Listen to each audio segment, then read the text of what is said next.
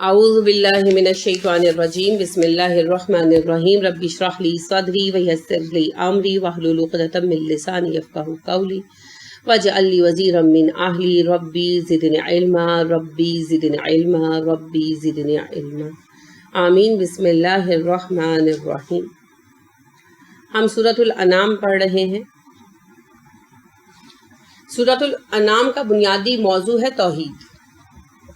توحید کے متعلق اکثر اوقات ہم لوگوں سے غلطیاں سرزد ہوتی ہیں، اور شرک جو ہے وہ زندگیوں میں اس طرح آتا ہے کہ ہم اسے شرک نہیں سمجھتے، اور کسی کو بھی سمجھانے بیٹھتے ہیں کہ یہ چیز غلط ہے یا شرک ہے تو وہ سمجھ نہیں پاتا۔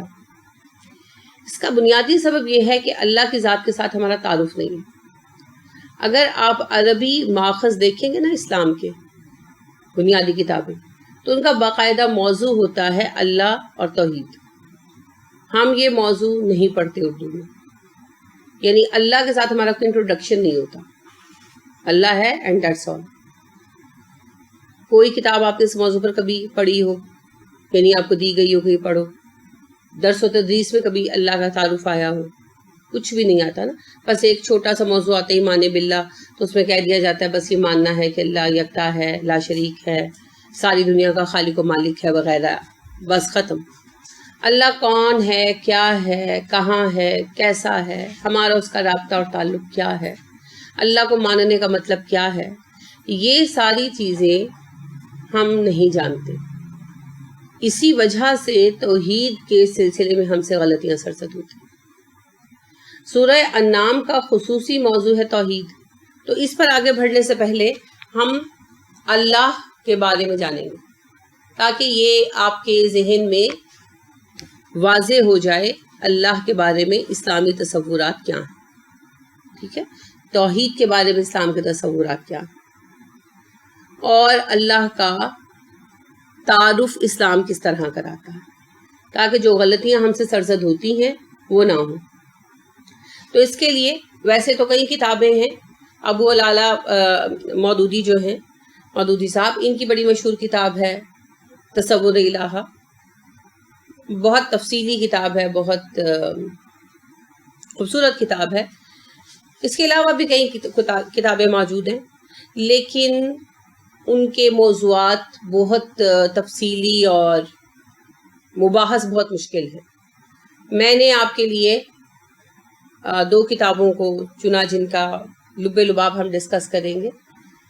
ایک کتاب ہے کتاب توحید، عمران ایوب لاہوری صاحب نے اس کو مرتب کیا ہے، اور ماخذ ہے ناصر الدین البانی جو ہیں ان کی کتاب توحید، اس سے انہوں نے اس کو ڈرائیو آؤٹ کیا ہے۔ تو اس کے حوالے میں ساتھ ساتھ پیش کرتی رہوں گی۔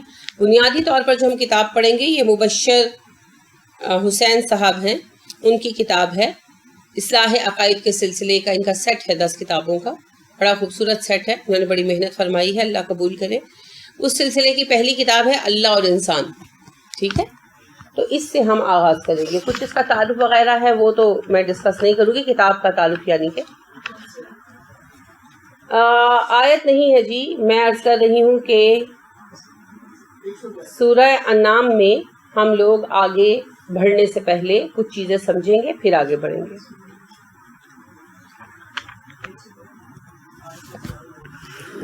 تو اس کتاب میں پہلا چیپٹر ہے کیا اللہ موجود نہیں ہے، صفحہ نمبر 22 سے کتاب کا اصل آغاز ہو رہا ہے نا، شروع میں اس کا پریفیس وغیرہ ہے، ہم یہیں سے آغاز کریں گے۔ انسان اپنی تاریخ کے ہر دور میں یہ سوچتا رہا ہے کہ وہ خود کیا ہے، کیسے اور کیوں پیدا ہوا، مرنے کے بعد اس کے ساتھ کیا ہوتا ہے، جس کائنات میں وہ زندگی گزارتا ہے اسے کس نے بنایا ہے، جس زمین پر وہ چلتا ہے، جس آسمان کے نیچے وہ سانس لیتا ہے، جن وادیوں، پہاڑوں، میدانوں اور پانیوں سے وہ گزرتا ہے، اور جن وسائل کو وہ کام میں لاتا ہے، ان سب چیزوں کو کس نے بنایا ہے۔ کیا یہ چیزیں ہمیشہ سے اسی طرح ہیں یا کسی خاص زمانے میں ان کی ابتدا ہوئی تھی؟ اگر کسی خاص وقت میں ان کی ابتدا ہوئی تھی تو آیا اتفاقاً ایسا ہوا یا کسی طے شدہ منصوبہ کے تحت ایسا کیا گیا تھا؟ یہ وہ سوالات ہیں جو انسانی تاریخ کے ہر دور میں پیدا ہوتے رہے ہیں، اور ہر دور کے دانشور اور مفکرین، فلاسفہ و متکلمین اور انبیاء و مرسلین ان کے جوابات دیتے رہے ہیں۔ ان میں سے بعض سوالات تو وہ ہیں جن کا تعلق ہمارے عالم محسوسات سے نہیں ہے، اور ظاہر ہے کہ انسان اپنی عقل و مشاہدہ کی بنیاد پر ان سب کا 100% درست جواب نہیں دے سکتا، بلکہ ان کا جواب دینے میں انسانی عقل غلطی کا بھی پورا امکان رکھتی ہے، جبکہ کوئی فوت شدہ انسان بھی دنیا میں واپس آ کر ہمیں اگلے جہان کی چیزوں کے بارے میں کچھ نہیں بتا سکتا۔ البتہ اگر ان کے جوابات آسمانی وحی کی روشنی میں دیے جائیں تو نہ صرف یہ کہ وہ 100% درست ہوں گے، بلکہ اللہ تعالیٰ کے ساتھ اپنے تعلق کی نوعیت کو سمجھنے اور اس کائنات میں اللہ کی مرضی کے مطابق اپنی ذمہ داری ادا کرنے کی رہنمائی بھی حاصل ہوگی۔ آئندہ سطور میں عقل اور وحی الہی کی روشنی میں انہی سوالات کے مختلف پہلوؤں پر روشنی ڈالی جائے گی۔ نباتات کون اگاتا ہے؟ انسان زمین میں چھوٹا سا بیج ڈالتا ہے اور ایک خاص مدت کے بعد اسی بیج سے پودا نکلتا ہے جو بتدریج بڑھتے بڑھتے تناور درخت کی شکل اختیار کر لیتا ہے۔ اسی طرح ایک کسان زمین میں گندم کے دانے ڈالتا ہے، کچھ عرصے بعد اس میں سے پودے نکلتے ہیں جو چند ماہ میں لہلہاتی فصل میں تبدیل ہو جاتے ہیں۔ یہ وہ مثال ہے جس کا مشاہدہ ہم آئے روز کرتے ہیں، لیکن کبھی ہم نے سوچا کہ آخر ایک بیج اور دانے سے پودا کیسے پیدا ہو جاتا ہے، پھر وہ پودا بڑھتے بڑھتے فصل یا درخت کی شکل کیوں کر اختیار کر لیتا ہے؟ اگر کوئی انسان یہ کہے کہ زمین کی قوت، پانی کی طاقت، سورج کی حرارت اور گیسوں کا عمل اور خود کسان کی محنت سے یہ سب کچھ وجود میں آتا ہے، تو اس پر سوال پیدا ہوتا ہے کہ زمین کو اگانے کی قوت آخر کس نے دی؟ پانی، نمی، حرارت وغیرہ کو اگانے کی صلاحیت کس نے عطا فرمائی؟ اور ان تمام چیزوں میں وہ توازن کس نے پیدا کر دیا جو فصلوں کی پیداوار کے لیے ضروری ہے؟ اور سب سے بڑھ کر یہ کہ خود پانی، ہوا اور حرارت کو وجود ہی کس نے بخشا؟ پانی اگر چند گیسوں سے مل کر بنتا ہے تو گیسوں کو کس نے پیدا کیا؟ حرارت اگر سورج سے آتی ہے تو سورج کو کس نے پیدا کیا؟ اگر ہم ہوا، پانی اور حرارت کا وجود تسلیم کرتے ہیں تو پھر ہمیں یہ بھی ماننا پڑے گا کہ انہیں وجود عطا کرنے والا بھی کوئی ہے، اور یہ ساری چیزیں ہر لحاظ سے اس کے کنٹرول میں ہیں، کیونکہ ہم بارہا یہ دیکھتے ہیں کہ کسان کے ہل چلانے، گوڈی کرنے، بیج ڈالنے کے باوجود زمین فصل اگانے سے انکار کر دیتی ہے، یا ہوا اپنے توازن و اعتدال سے ہٹ کر طوفان کی شکل اختیار کر لیتی ہے، یا پانی سیلاب بن کر بہہ پڑتا ہے اور کھڑی ہوئی فصلیں تباہ کر ڈالتا ہے۔ پھر بعض اوقات ایسا بھی ہوتا ہے کہ ایک ہی قطعہ اراضی پر ایک کی فصل اگتی اور خوب اگتی ہے اور دوسرے کی فصل کے پودے بھی نہیں بن پاتے۔ ایک ہی وقت میں آنے والا طوفان ایک ہی کھیت کھلیان کو برباد کر دیتا ہے اور ایک کے پھلوں کا کوئی پودا بھی ضائع نہیں ہوتا۔ یہ سب اس بات کی اشارات ہیں کہ یہ سب کچھ اتفاقاً نہیں ہوتا، بلکہ کسی طے شدہ منصوبے کے تحت ہوتا ہے۔ عقل مند انسان اسے بہت جلد سمجھ لیتا ہے کہ کوئی ذات، کوئی ہستی ایسی ضرور ہے جو چاہے تو ہوا، پانی، حرارت وغیرہ میں توازن پیدا کر کے نباتات اگا دے، اور اگر چاہے تو قطع اراضی کو پھولوں سے بھر دے، اور چاہے تو ان چیزوں کا توازن خراب کر کے فصلوں کو برباد کر دے۔ اس سلسلہ میں قرآن مجید بھی عقل مندوں کے فیصلے کی تائید کرتا ہے اور یہ پیغام دیتا ہے کہ ہوا، پانی اور روشنی وغیرہ کا خالق اللہ تعالیٰ ہے۔ وہی آسمان سے پانی برساتا ہے، زمین سے نباتات اگاتا ہے، ہوا، روشنی اور نمی میں توازن پیدا کرتا ہے، اور ان میں سے کسی ایک کی چیز کو اگر وہ روک لے یا اس کا توازن بگاڑ دے تو ساری دنیا کے کسان مل کر بھی ایک دانہ بھی پیدا نہیں کر سکتے۔ ارشاد باری تعالیٰ ہے فَلْيَنْظُرِ الْإِنسَانُ إِلَىٰ طَعَامِهِ أَنَّا صَبَبْنَا الْمَاءَ صَبًّا ثُمَّ شَقَقْنَا الْأَرْضَ شَقًّا فَأَنبَتْنَا فِيهَا حَبًّا وَعِنَبًا وَقَضْبًا وَزَيْتُونًا وَنَخْلًا وَحَدَائِقَ غُلْبًا وَفَاكِهَةً وَأَبًّا مَتَاعًا لَكُمْ وَلِأَنْعَامِكُمْ۔ سورہ عبس آیت نمبر 24 کا 32۔ انسان کو چاہیے کہ وہ اپنے کھانے پینے کی چیزوں پر غور کرے، دیکھے اور سمجھے۔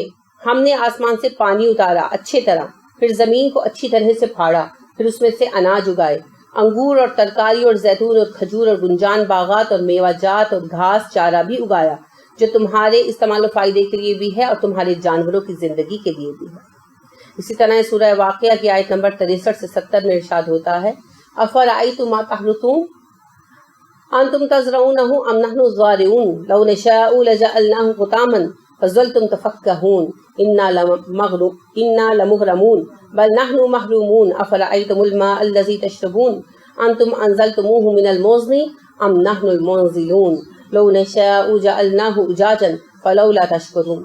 اچھا تو پھر یہ بتلاؤ کہ یہ جو کچھ تم بیج بوتے ہو اسے اگاتا کون ہے؟ تم اگاتے ہو یا ہم اگاتے ہیں؟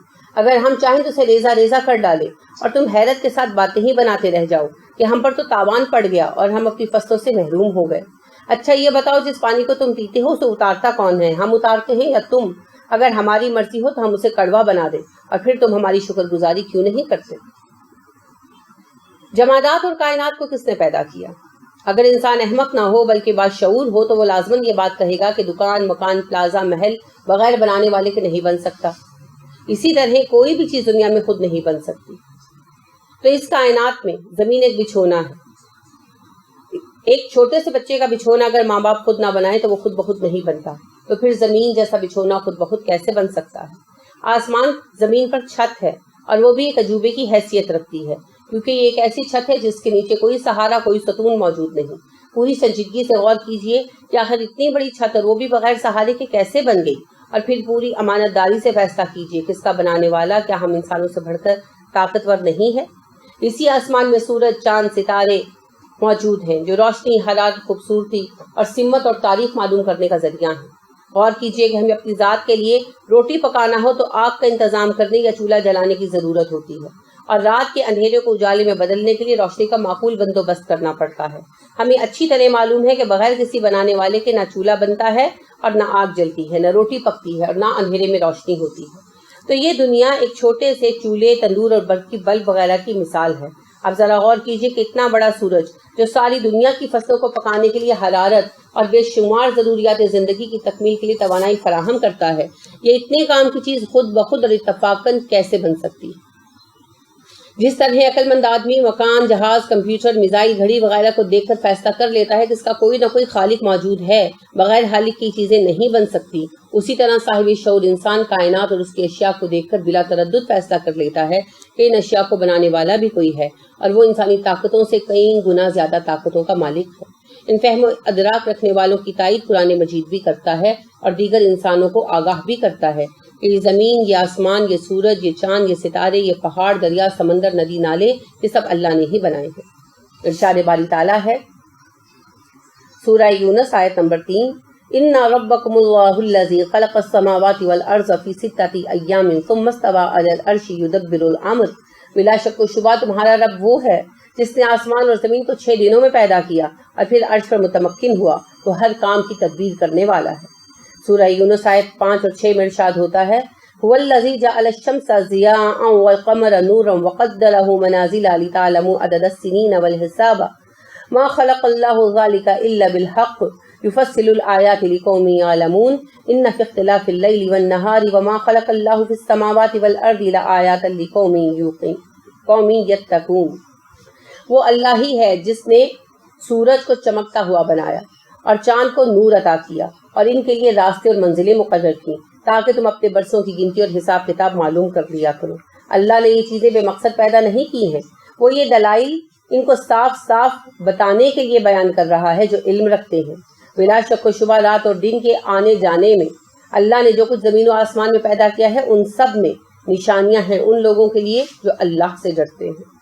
اسی طرح سورہ نبا کی آیت 6 سے 16 میں ارشاد ہوتا ہے أَلَمْ نَجْعَلِ الْأَرْضَ مِحَادًا وَالْجِبَالَ أَوْتَادًا وَخَلَقْنَاكُمْ أَزْوَاجًا وَجَعَلْنَا نَوْمَكُمْ سُبَاتًا وَجَعَلْنَا اللَّيْلَ لِبَاسًا وَجَعَلْنَا النَّهَارَ مَعَاشًا وَبَنَيْنَا فَوْقَكُمْ سَبْعًا شِدَادًا وَجَعَلْنَا سِرَاجًا وَهَّاجًا وَأَنزَلْنَا مِنَ الْمُوسِرَاتِ مَاءً ثَجَّاجًا لِنُخْرِجَ بِهِ حَبًّا وَنَبَاتًا وَجَنَّاتٍ أَلْفَافًا۔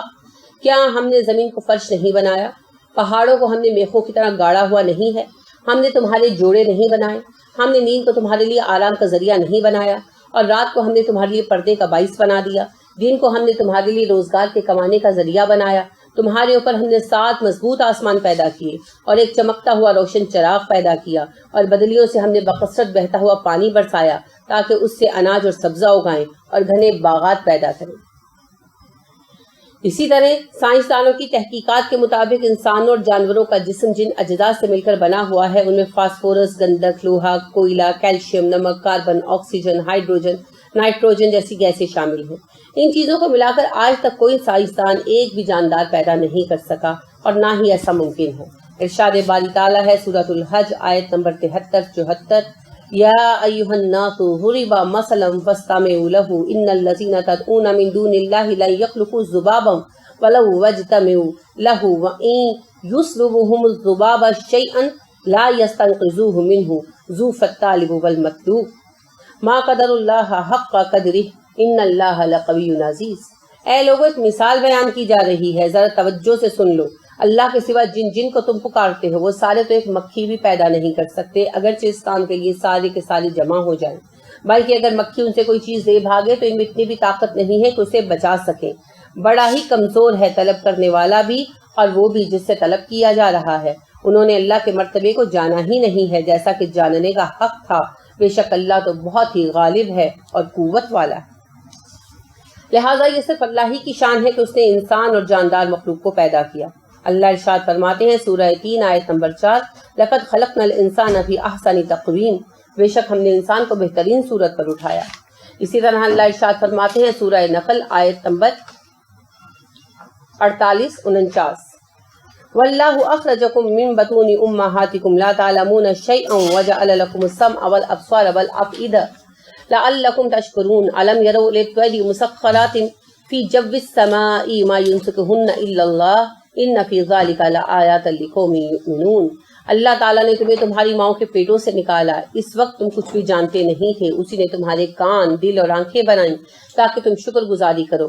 کیا ان لوگوں نے پرندوں کو نہیں دیکھا جو تابع فرمان ہو کر فضاؤں کے درمیان ہیں موجود؟ اللہ کے سوا کون ہے جو انہیں وہاں تھامے ہوئے ہے؟ بے شک اس میں ایمان لانے والوں کی بڑی نشانیاں ہیں۔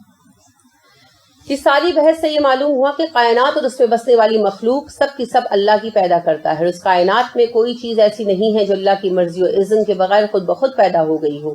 یہی بات قرآن مجید بیان کرتا ہے۔ سورۃ الطور آیت نمبر 35 میں ارشاد ہوتا ہے، ام خلقوا من غیر شیء ام هم الخالقون، کیا یہ بغیر کسی پیدا کرنے والے کے پیدا ہو گئے ہیں یا یہ خود ہی پیدا کرنے والے ہیں؟ کوئی بھی صاحب عقل شخص یہ بات تسلیم نہیں کر سکتا کہ شہر میں ایک جوتوں کا کارخانہ ایسا ہے جس میں نہ کوئی مالک ہے، نہ مزدور، نہ نگران، نہ چوکیدار، اور پھر بھی وہاں سب کچھ خود بخود پہنچ جاتا ہے، مشینری خود بخود نصب ہو گئی اور وہاں سے چیزیں خود بخود تیار ہو کر نکلے چلے آ رہی ہیں۔ اگر جوتے بنانے کا ایک چھوٹا سا کارخانہ خود بخود نہیں چل سکتا تو دنیا کا یہ عظیم الشان نظام کس طرح خود بخود چل سکتا ہے؟ اگر انسانی دماغ میں خلل نہ ہو تو کارخانے قدرت کو دیکھ کر وہ فوراً شہادت دے گا کہ اس کائنات کا کوئی نہ کوئی مدبر و منتظم ضرور موجود ہے۔ وہ مدبر و منتظم کون ہے؟ قرآن کہتا ہے کہ وہ مدبر و منتظم صرف اللہ تعالیٰ ہے جو وحدہ لا شریک ہے۔ کبھی ایسا نہیں ہوا کہ ایک مملکت کے 2 بادشاہ ہوں اور دونوں کا حکم برابر چلتا ہو اور اس کے باوجود حکومت پرامن طریقے پر چل رہی ہو اور دن دگنی رات چگنی ترقی کر رہی ہو۔ یہ پوری کائنات بھی تو ایک وسیع تر مملکت ہی ہے۔ اس مملکت میں ایک جامع اور ہماگیر نظام کام کر رہا ہے۔ سورج، چاند، ستارے سب اس نظام کے پابند ہیں اور کبھی اس نظام سے انحراف نہیں کرتے، جیسا کہ ابراہیم علیہ السلام نے کہا تھا کہ میرا رب سورج مشرق سے نکالتا ہے، تو رب ہے تو اسے مغرب سے نکال لو۔ لیکن آج تک سورج کبھی مغرب سے طلوع نہیں ہوا اور نہ ہی کبھی اس نے طلوع ہونے سے انکار کیا۔ اب ذرا غور کیجئے کہ اگر ایک چھوٹی سی مملکت ایک سے زیادہ بادشاہوں کے زیر اثر ہو تو تباہ ہو جائے گی، اس کا نظام درہم برہم ہو جائے گا۔ تو اتنی بڑی کائنات میں اگر ایک سے زیادہ منتظم ہوتے تو کیا یہ کائنات اسی طرح چل سکتی تھی جس طرح اب چل رہی ہے، یا اس میں ایک مملکت سے بڑھ کر تباہی و بربادی پیدا ہو جاتی؟ ایک عقل مند اس کا جواب یہی دے گا کہ اگر ایک سے زیادہ خدا اس کائنات میں ہوتے تو پھر اس کائنات کا پرامن طریقے سے چلنا ممکن نہیں تھا، بلکہ یہ تو ایک رزم گاہ یعنی میدان جنگ بن کر رہ جاتی۔ ایک خدا کا حکم ہوتا کہ سورج مشرق سے طلوع ہو اور دوسرے کا فرمان ہوتا کہ مشرق کی بجائے مغرب سے طلوع ہو۔ ایک خدا کہتا آج میں بارش برساؤں گا اور دوسرا کہتا آج میں آگ برسانا چاہتا ہوں، اور اس کے بعد وہی کچھ ہوتا جس کی ادنا سی جھلک ہولناک آندھی طوفان، خونریز جنگ یا ہم زلزلہ یا حادثہ میں دیکھتے ہیں۔ قرآن مجید بھی یہ حقیقت اسی انداز میں سمجھاتا ہے۔ سورۃ الانبیاء آیت نمبر 22 میں ارشاد ہوتا ہے، لو کان فیہما آلہۃ الا اللہ لفسدتا فسبحان اللہ رب العرش عما یصفون۔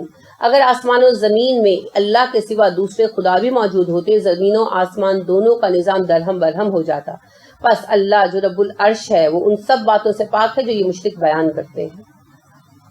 اسی طرح سورہ بنی اسرائیل کی آیت نمبر 42-43 میں ارشاد ہوتا ہے، قُل لَوْ كَانَ مَعَهُ آلِهَةً كَمَا يَقُولُونَ إِذًا لَابْتَغُوا إِلَىٰ ذِي الْعَرْشِ سَبِيلًا سُبْحَانَهُ وَتَعَالَىٰ عَمَّا يَقُولُونَ عُلُوًّا كَبِيرًا آپ کہہ دیجئے کہ اگر اللہ کے سوا اور معبود بھی موجود ہوتے جیسا کہ یہ لوگ بیان کرتے ہیں تو ضرور اب تک وہ مالک عرش تک پہنچنے کا راستہ ڈھونڈ نکالتے.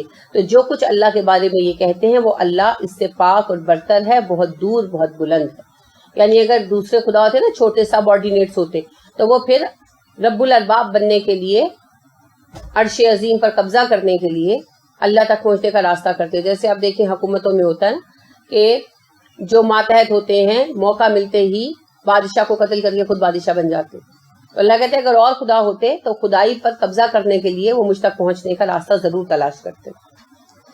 سورۃ المؤمنون 91 آیت نمبر میں ارشاد ہوتا ہے مَتَّخَذَ اللَّهُ مِن وَلِدٍ وَمَا كَانَ مَعَهُ مِنْ إِلَٰهٍ إِذًا لَّذَهَبَ كُلُّ إِلَٰهٍ بِمَا خَلَقَ وَلَعَلَا بَعْضُهُمْ عَلَىٰ بَعْضٍ سُبْحَانَ اللَّهِ عَمَّا يَصِفُونَ. اللہ نے کسی کو اپنی اولاد نہیں بنایا اور نہ ہی کوئی دوسرا معبود اس کے ساتھ شریک ہے.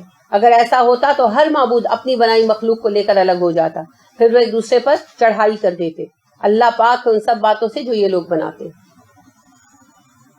اس کائنات میں ایک سے زیادہ خدا ہونے کا تصور کسی بھی طرح معقول نہیں ہے، کیونکہ اگر ایک سے زیادہ خدا موجود ہوتے تو وہ سبھی قوت و اقتدار کے لیے ایک دوسرے سے جنگ کرتے، اور ایک سے زیادہ ہوتے تو لازماً ہے کوئی بڑا ہوتا کوئی چھوٹا ہوتا، اور مقام، بڑائی اور قوت کے لیے ایک دوسرے کے ساتھ جنگیں چلتی رہتی. اور چونکہ سبھی خدا ہوتے تو کوئی کسی کا کچھ نہ بگاڑ سکتا، اور ان جنگوں کا نتیجہ کچھ بھی نہ نکلتا، اور کائنات ایک مستقل انتشار کا شکار رہتی.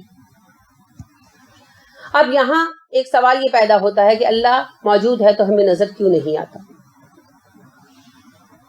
کسی کتاب میں نے یہ بات پڑھی کہ کسی گاؤں کی چوپال پر ایک دانشور آیا. اس نے السلام علیکم کی بجائے ہیلو ہیلو کر کے اپنی ترقی پسندی کا ثبوت دیا، اور وہاں موجود لوگوں سے کہنے لگا کہ لوگوں تمہارے سامنے جو بلند و بالا پہاڑ ہے کیا تم اسے دیکھ رہے ہو؟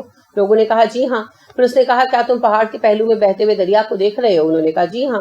اس نے کہا اس کے کنارے پر لگے درخت بھی دیکھ رہے ہو؟ لوگوں نے کہا ہاں. تو وہ کہنے لگا تمہیں یہ سب چیزیں دکھائی دے رہی ہیں کیونکہ ان کا وجود ہے، لیکن تم اللہ کو پوجتے ہو اور اللہ کو تم نے کبھی نہیں دیکھا. اس سے یہ ثابت ہوا کہ اللہ کا وجود نہیں ہے. بابو کے سوال پر چوپال پر سناٹا طاری ہو گیا. ایک بوڑھا شخص ان لوگوں میں سے اٹھا اور کہنے لگا لوگوں کیا تمہیں یہ بابو دکھائی دے رہا ہے؟ لوگوں نے کہا جی ہاں. اس پر بوڑھے نے کہا تمہیں اس کے کپڑے دکھائی دے رہے ہیں؟ لوگوں نے کہا جی ہاں. بوڑھا کہنے لگا تمہیں اس کے ہاتھ پیر سر دکھائی دے رہا ہے؟ لوگوں نے کہا جی ہاں. تو بوڑھا کہنے لگا اچھا اب بتاؤ کیا تمہیں اس کی عقل دکھائی دے رہی ہے؟ لوگوں نے کہا نہیں. تو بوڑھے نے کہا عقل دکھائی نہیں دے رہی تو پھر موجود نہیں ہے. بوڑھے کا یہ جواب سن کر وہ شخص ہکا بکا رہ گیا اور وہاں سے بھاگ نکلنے میں اپنی عافیت سمجھی.